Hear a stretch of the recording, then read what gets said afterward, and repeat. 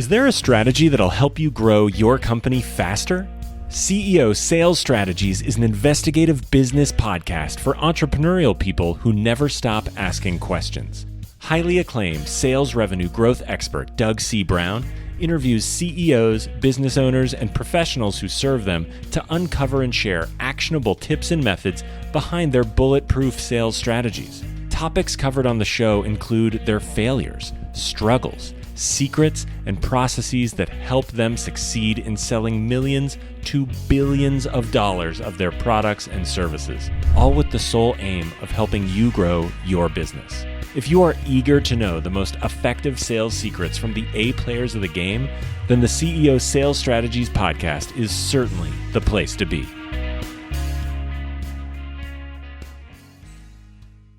Hey everyone, this is Doug C. Brown with the CEO Sales Strategies podcast. I have Mr. Steve Kahan here today, and Steve is an expert in high velocity digital marketing. And I brought him on here today because he grew his company, one of them anyways, from $5 million to $145 million. In 5 years, they exited the company, sold it for $1.4 billion. So that's really good growth. And how do they do that? From the alignment of the digital marketing side to the sales side. So if that hasn't caught your attention, I don't know what will. I just literally, this gentleman lays things out step by step by step, stage and step. It's an incredible, it's a wonderful interview. Get a pen, get a paper, get a digital pad, take copious notes. He's laying out a masterclass on how to do this right from the beginning. So without further ado, let's go talk to him right now. Hey, Steve, welcome to the CEO Sales Strategies podcast. Thanks so much for being here. Thank you for having me, Doug. So I see today's a sunny, balmy 85 degrees in Tech. No, it's 18 degrees in Texas where you are today. I'm sorry for that. It's since I lived there.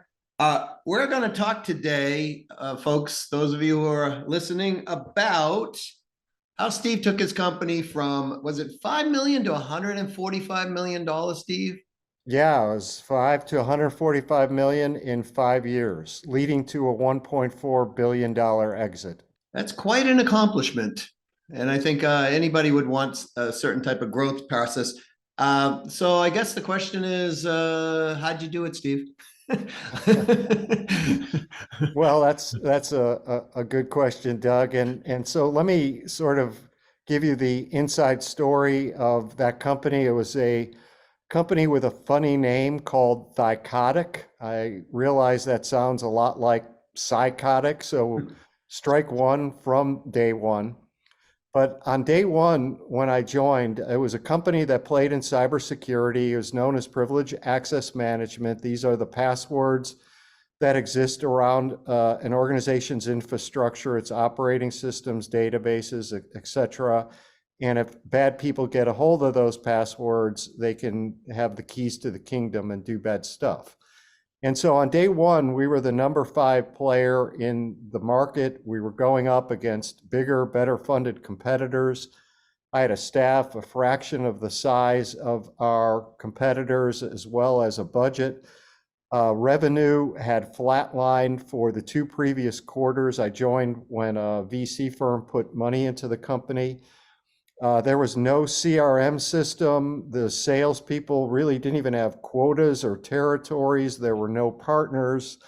We had our international territories covered by a rep in Washington, D.C. as a part-time hobby, and marketing consisted of 52 trade shows. And so it was all pretty tough stuff. And we restored revenue growth the very first quarter, on our way to growing those revenues 5 years later to 145 million. We hit our numbers every quarter in the company's history. We were cash flow positive every quarter beginning the first quarter that I joined. We ultimately grew to 5.5K customers. We had 115% net retention, million plus visitors to our website. And so it was a hell of a ride, as you could sort of imagine from the before and after. And I'll never forget where I started, which was I asked the founder and the existing management team, I said, well, like, who are our customers? And they said, Steve, you're supposed to be some big time marketing guy. How could you not know that our customers are the VPs of IT security and the CISOs, which are chief information security officers? And I shook my head and I said, yep, got it. Thank you. And then I started to interview the customers, something that most organizations do all too infrequently. And what I found was my first aha moment, which was our customers weren't the CISOs or VPs of IT security at all. Our customers actually were the IT admins. These were the techies in the trenches who wore multiple hats, one of which was security. And downtime was unacceptable for the systems that they were administering. And these were people that hung out online in places that were very different than the VPs of IT security. They would never read a Gartner report if their life depended on it, but they would, for example, read reviews from peers. They wanted fast, easy, affordable. They weren't afraid to do the work themselves, right? And so imagine if I would have implemented a digital marketing program from day one targeted to the wrong customer. There's no way that we would have had the opportunity to accelerate revenue growth as we did. And so what I find is a lot of companies actually don't know who their ideal target customer is. They don't understand the full context of their world, and there's a very specific methodology for doing that. And as a result, they go through an expensive trial and error approach to marketing and waste a lot of money where salespeople are starving for good leads. So if I got this correct, your company that you walked into was not dysfunctional. It was chaotic at best. And you started out by doing what I would say 9 out of 10 companies never do. Figure out who was the actual buyer of your products or services, the ideal buyer. Is that accurate? Yeah, absolutely. And then I went about understanding the full context of their world. And what I find is when people talk to their customers, all too often, well, first of all, they don't do it enough. But the second piece is when they do it, they're oftentimes asking questions that just so happen to align with the products they sell, rather than asking the right questions. And for example, here's a category of questions. I always start out by asking about the status quo, right? And the status quo really matters because it reflects their current situation. And really, a lot of companies, they don't lose business to competitors so much as they lose business to the status quo. And how would you know that? You know that when your buyer says to you something like, gee, what we have now is good enough. We're not going to move on, right? So I would ask them questions about the status quo, about their challenges, about the ideal solutions that they're looking for, the benefits that they're trying to achieve, and then the impacts of those benefits. And because if the impacts are not big enough, it's certainly not a powerful benefit. And then I would capture this information in a Google spreadsheet, because what I found is that what you want to be able to do is, and your buyers, they don't care about how clever your marketing department is.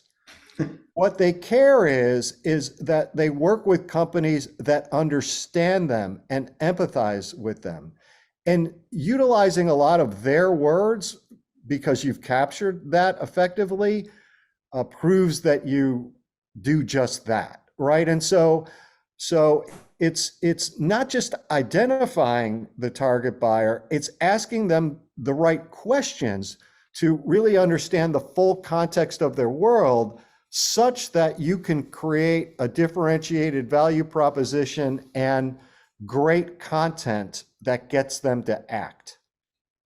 Geez, that is this stated the best I've ever heard in my life, Steve. And this is not a, let me pander to Steve because he's on the podcast. Like, I've been doing this for over 50 years, listening to marketing people, listening to, CEOs, et cetera. That was the most concise statement I've ever heard in my life. And it made so much sense, right? So basically, here's what I'm going to come back from a different perspective.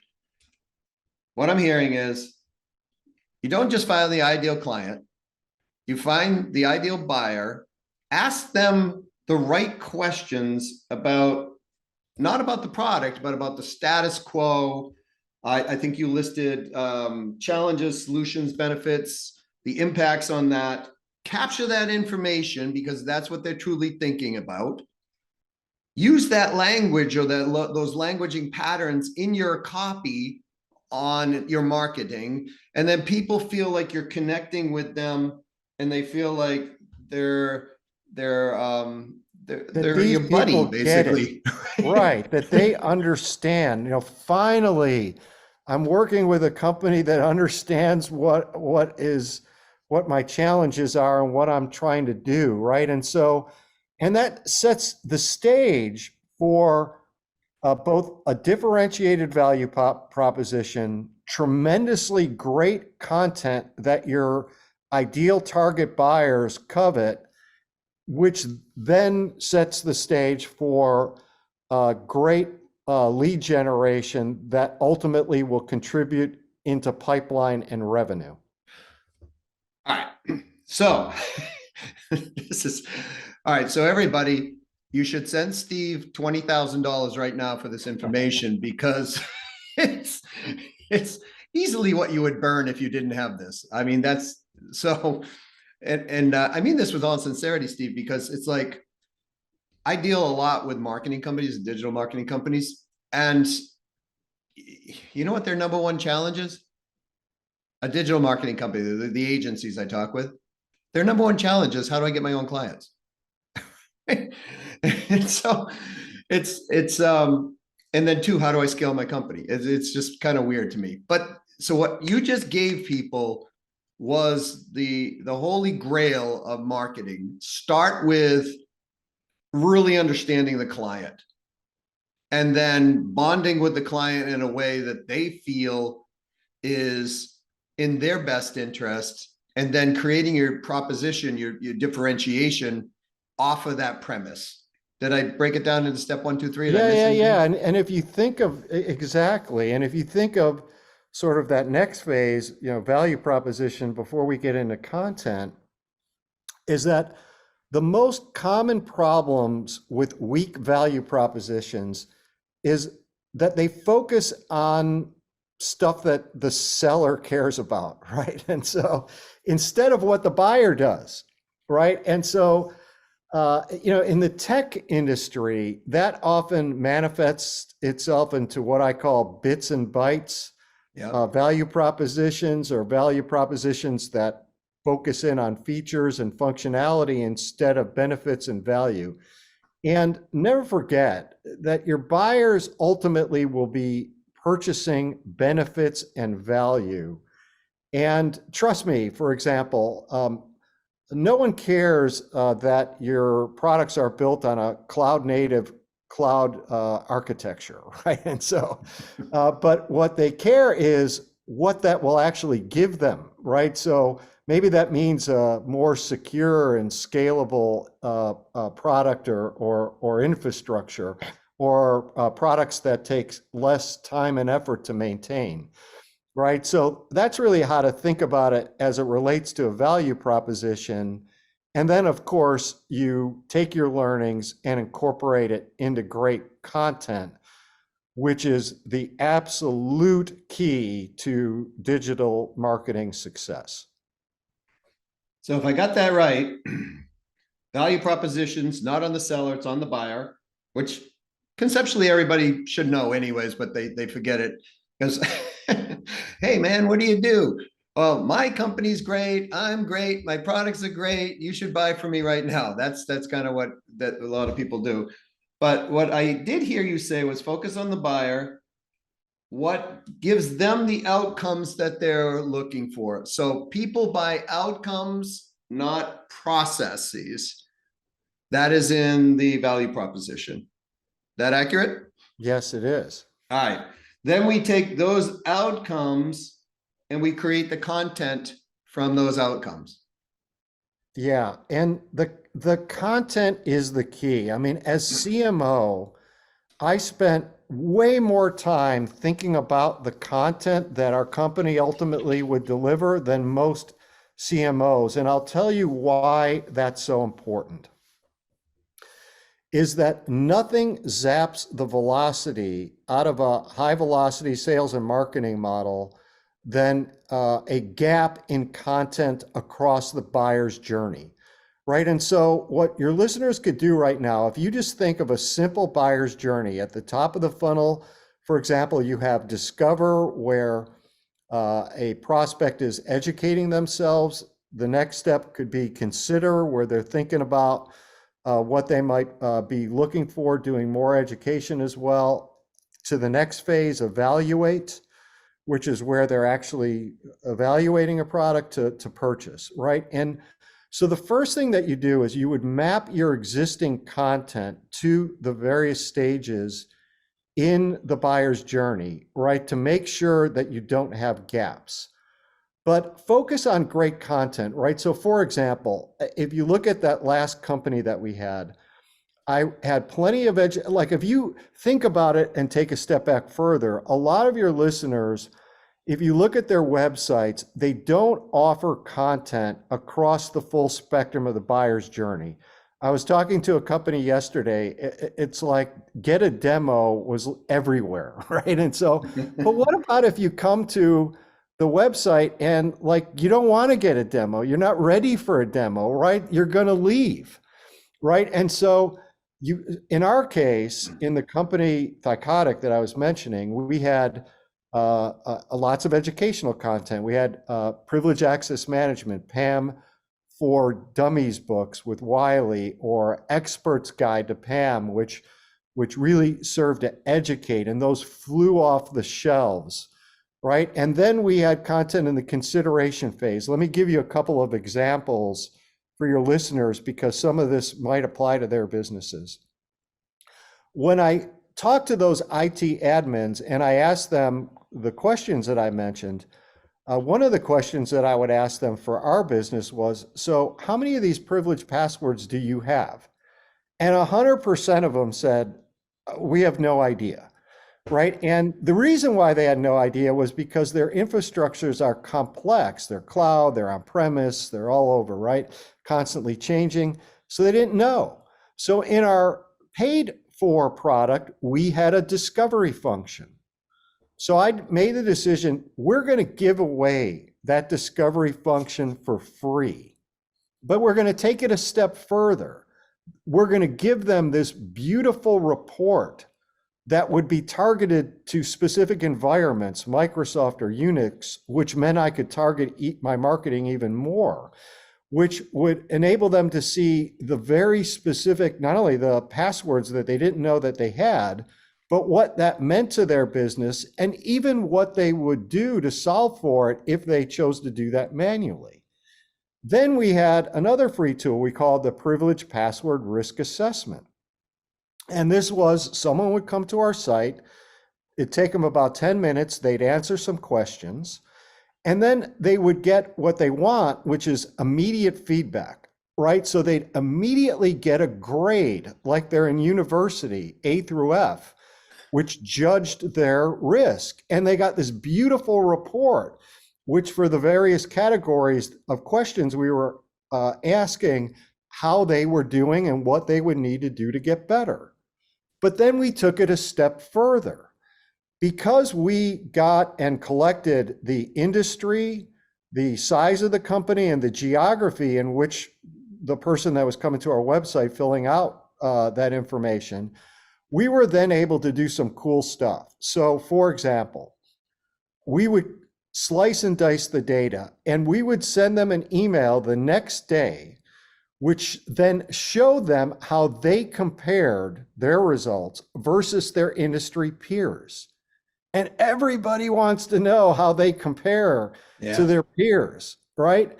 And that got them in the habit of opening up our emails, which is a great thing, right? And then we took it even further. So because we collected all this proprietary information, we were able to do the state of privilege access management, a big time annual report that would feed our social media, our traditional media.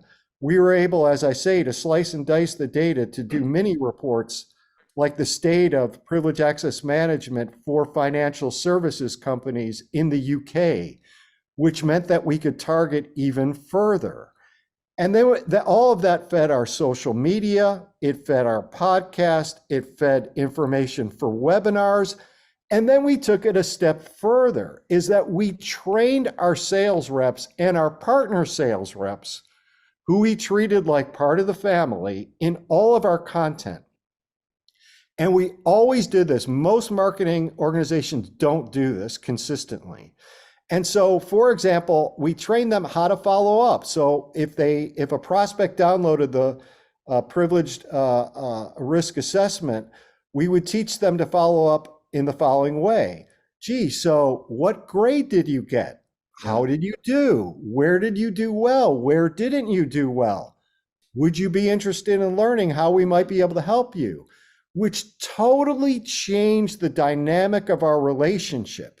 We were perceived, yes, our sales reps were young, pushy reps for sure, and we loved them that way, but they were now perceived as consultative helpers, which accelerated sales cycles. And we taught them what piece of content they should use next, right? And so that's how we thought about content, some of the cool actual content that we created, and how we were able to leverage it in multiple places and turn our sales reps into powerhouse consultative reps that were able to make lots of money.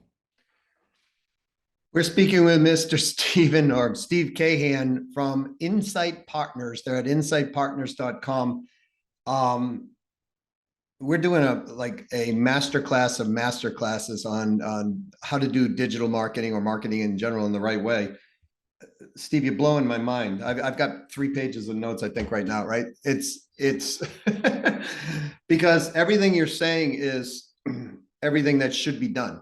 It's just step by step, and I really appreciate that. I know you wrote a book, and I want to get into your book in a moment. I just want to, for the listeners, I want to come back and say, okay, so when we're doing content, there's a few things to look at, but then we're going to map the content to the steps of the buyer's journey. Then once we doing that, we're creating what I would call, I have no idea questions in the buyer's mind. Like, what's your grade? What's this? What's that? Right? And so that's creating a little bit of, now from a sales perspective, that's creating a little bit of doubt, curiosity, and building rapport at the same time, because now you're starting to position your company as an expert in the process. And then what you're doing is you're taking that full spectrum across the buyer's journey, and you're integrating marketing and sales. You're integrating the sales process into the marketing process and making it one ubiquitous process across the board, so that your salespeople or your agents, the outside independent agents that you were using, also understand how to capitalize on all the good work and goodwill you have already built. And it's just a natural extension of the relationship that you started maybe months ago, and now you're bringing people through, and the salespeople are speaking the same language. So it's just this continuous, constant rapport building process. Yeah, absolutely. And it's all about sales and marketing velocity, right? And so this is what contributed to our content flying off the shelves. And the way you know your content is good is in the following way. We grew visitors or traffic to our website month in and month out for 5 years. But we always maintained at least a 5% website visitor to lead conversion rate for that content. And so let me tell you what that means. Think about it in your own life. If you're like me, you probably almost never put your name, address, email, phone number in a form on the website. And why?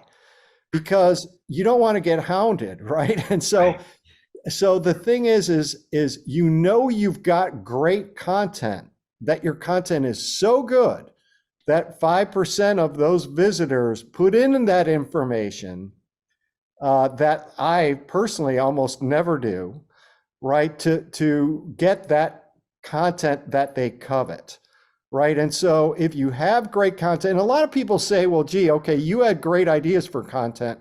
How do I come up with great ideas? So here's how. So beyond just the ideas or time that I spent on it, twice a year, I would get with the best and brightest in our company. So these would be people from R&D, sales engineers, professional services, etc.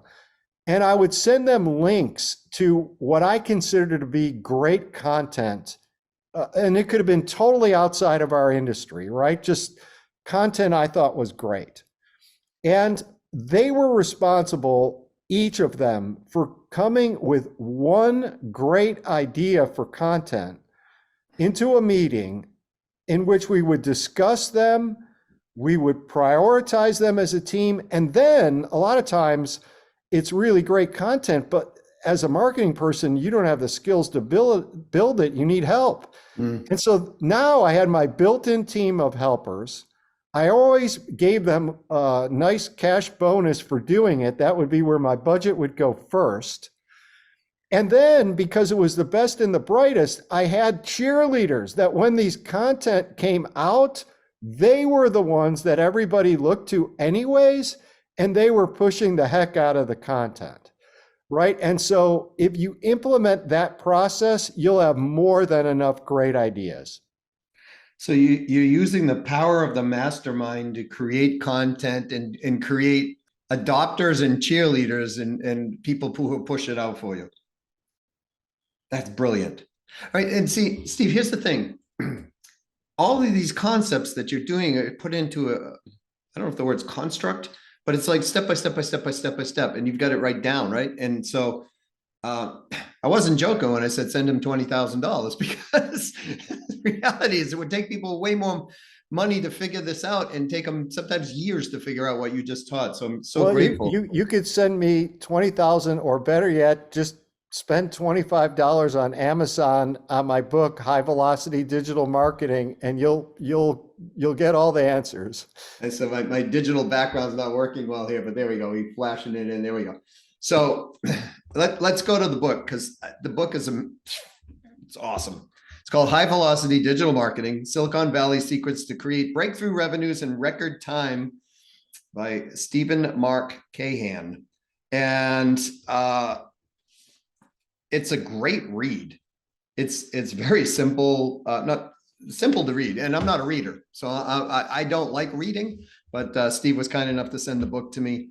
I love the content of reading, but I'm not a reader. I'm more of an audio guy, right? Because my brain just works better that way. So what prompted you to want to write the book? So I read a McKinsey survey that said 83% of CEOs expect their marketing to drive most of their company's growth, but many of them were not satisfied with the return on their marketing investments. And these issues impact companies of all sizes. And the reason for this is that the way people buy today has totally changed. Yeah. And that buyers now rely on digital content to make purchase decisions. And Gartner Group says that in the B2B space, they did a study that said buyers only spend 17% of the buyer's journey in meetings with potential suppliers at sales meetings. And so think about it, right? Like if you're going to go buy a car, what are you going to do? You're probably not going to go to 10 different car dealers when you're going to go buy a car, right? What you're going to do is you're going to go to Google, You're going to Google the car you think you might want to buy. You might look at competitive cars or different alternatives. You'll take a look at some of the reviews that are written about that car. You might, if you're looking for a new car, go to the manufacturer's site and go build it. And then you might go do some research on how much that car should cost you. And so you'll know probably as much about that car as the sales rep that you're meeting at the dealer, literally when you walk in. And whether that's a car, whether that's technology, so many things that people buy, that's how they buy today. And most organizations' marketing hasn't really adopted to that change, to that new reality. And so this really is all about a new level of information parity and during the buying process. And it's totally changed how marketers need to interact with buyers to influence them towards their products and services. And so high velocity digital marketing is all about how do you become great online so that you can consistently grow revenue at reasonable cost. And those of you who are going, yeah, but I don't need to do this. I'll see you at the business graveyard meeting that's going to happen at 4 o'clock today. Because the reality is, you know, what you said, 83% of CEOs, I think was the number, expect marketing to drive the business decisions today. And most of them are unhappy with the ROI. I've seen that across the board as well, Steve. And the reality is those of us who are selling today, if we're not embracing this, we're going to be maybe not today left behind, but we were certainly in the next, I'll predict 12 months, because this is not just started today. This started a year ago, year and a half ago. It's been moving and sliding. And I can tell you from, you know, because my side is more of the sales side, right? And we integrate with marketing, but from the sales side, they know, just like you said with the car, and I was laughing internally when you were talking about the vehicle, because I just did this, Steve. I just exactly did this.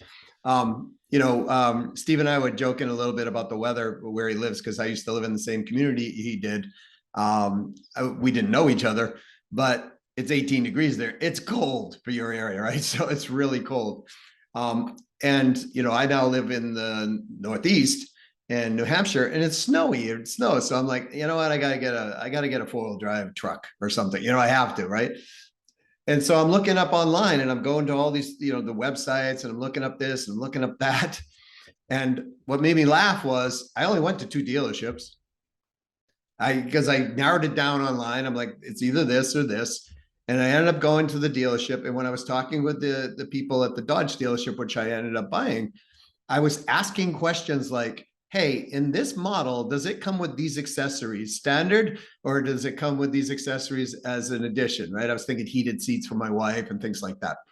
And the sales representative was going, I don't know. And I'm going, I got to get out of this dealership, right? I just can't do this anymore because they don't know, right?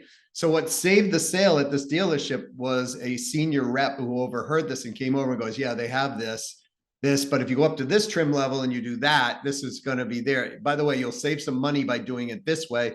And he had all the answers. Otherwise, I was walking out of that dealership. And this is analogous to what happens in corporate sales today.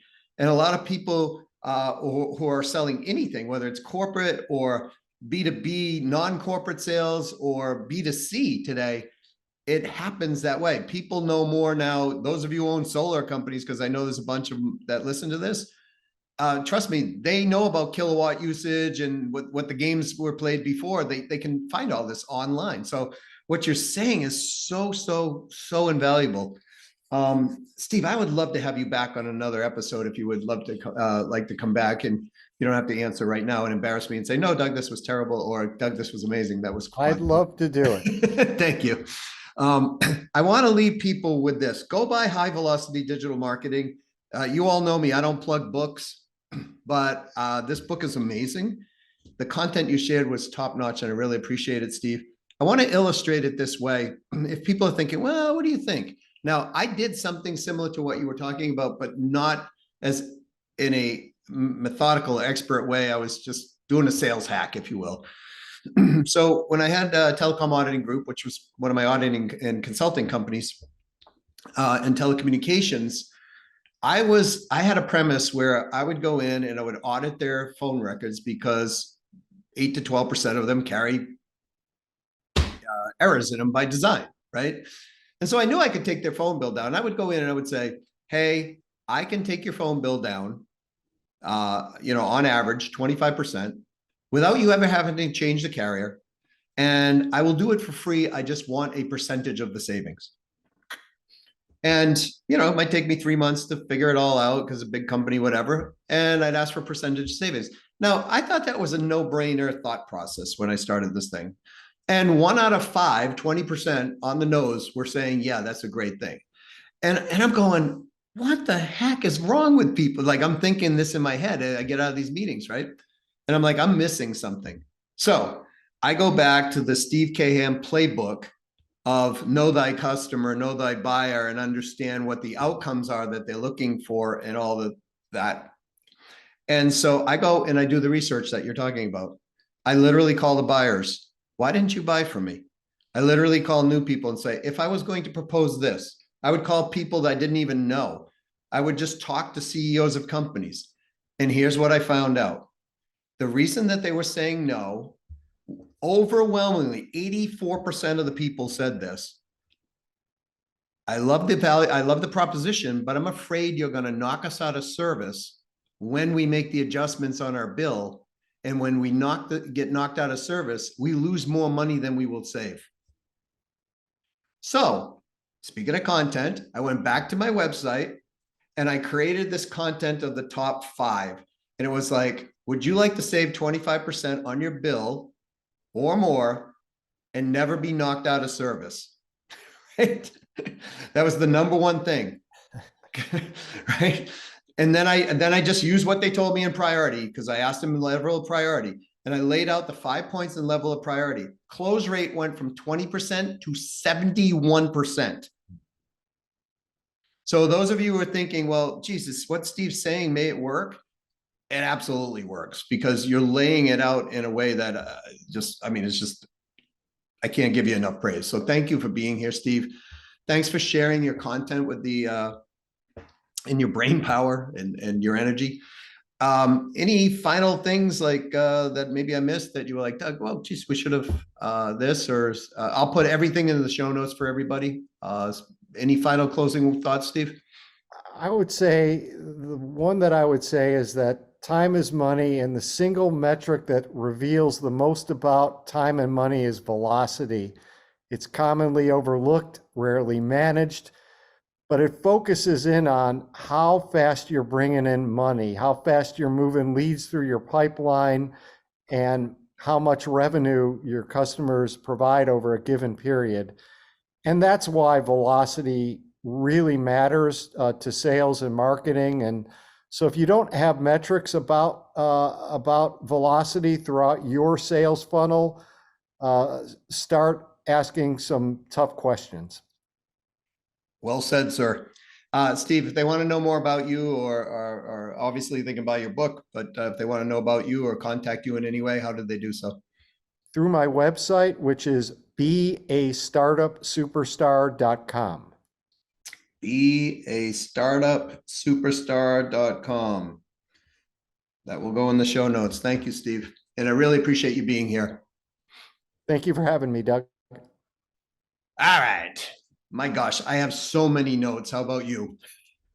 Right. I've been around the marketing field and the digital marketing field now for over almost 25 years, right? From kind of its origin, right? From when people weren't even known to the known people in the industry. And I got to tell you, he laid this thing out step by step by step. So if I were making a recommendation on this one, I'd go back and listen to it over and over and over again, and I would follow every single step. If you want to build your presence online, it's no longer a consideration, right? It's something that is a must, because the majority of sales decisions now are made prior to the marketing. Screwed it up. Here we go. Exit. All right, I don't know about you, but I got pages and pages and pages of notes. And here's the deal. It's no longer, can I do this? It's a must. In other words, the majority of sales decisions now are made prior to the actual sales conversation. People going out online and they are, they're looking up all information. And in many cases, they'll know more about the sales side of your product and service than you may, because some people are hyper methodical, and what they do is they will consistently and just be on this like a, as the old statement says, a dog on a bone, and they're going to make sure they know everything before they even talk to you. And make no mistake, they're not talking just to you, right? So you've got to stay up with this, but your marketing must be congruent with the sales process in order to have them both work in tandem so that you get the highest conversion possible.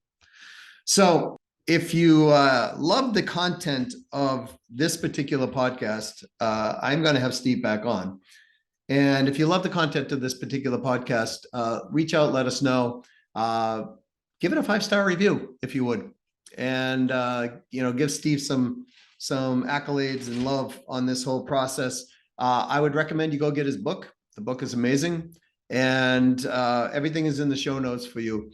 And as always, if you are an expert on some subject matter and you want to be featured on the CEO Sales Strategies podcast, or somebody else who is an expert and you want them to be featured, reach out to us at YouMatter, YOUMATTER, at ceosalesstrategies.com. And, if you found this content invaluable, let us know that as well. If you want help in growing your sales and getting yourself or your company to the top 1% of earners in your industry, reach out to me direct at doug@ceosalesstrategies.com. And once again, thanks for listening to the CEO Sales Strategies podcast. Go out today, sell something, sell a lot of it, make a friend. In other words, play win-win. You win, they win. Align your marketing, align your sales. You'll be very, very happily, I say, surprised and maybe even shocked at how much your conversion rates will go up. Until next time, this is Doug C. Brown with the CEO Sales Strategies podcast. To your success.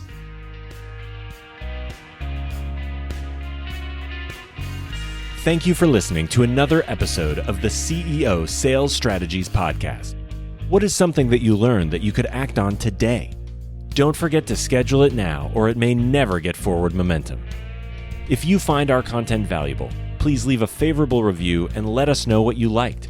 Please also share this with others if the content will help them. For our show notes, other episodes, and more interesting content and resources, please visit ceosalesstrategiespodcast.com. See you soon, and to your continued success.